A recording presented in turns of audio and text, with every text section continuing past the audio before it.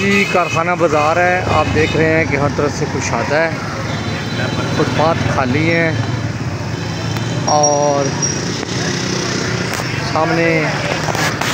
सामने बैरियर लगाया गया लोहे का, जिसके बाद ट्रैफिक को कंट्रोल करने में मदद मिल रही है। कमिश्नर साहब ने बड़ी काविश की है और सिर्फ जो रश है वो नज़र आता है।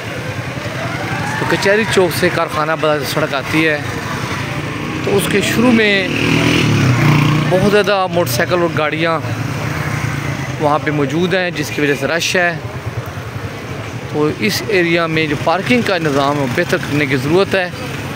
अगर पार्किंग का निज़ाम बेहतर कर दिया जाए तो अमीन बाज़ार से अपना कचहरी बाज़ार चौक से कारखाना बाज़ार की तरफ कुछ 10-15 दुकानें हैं, 10 दुकानें जहाँ पे रश बहुत ज़्यादा है। बाकी बाज़ार जो है वो माशाल्लाह कुशादा है, साफ सुथरा नज़र आता है।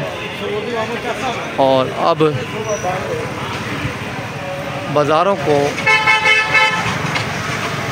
साफ सुथरा और फुटपाथ नए और कुशादा करने का जो काम है वो जारी है और लीडर हजरात भरपूर किरदार अदा कर रहे हैं। कमिश्नर साहब ने बहुत ज़बरदस्त किस्म की मेहनत की है, बड़ा वर्क किया है।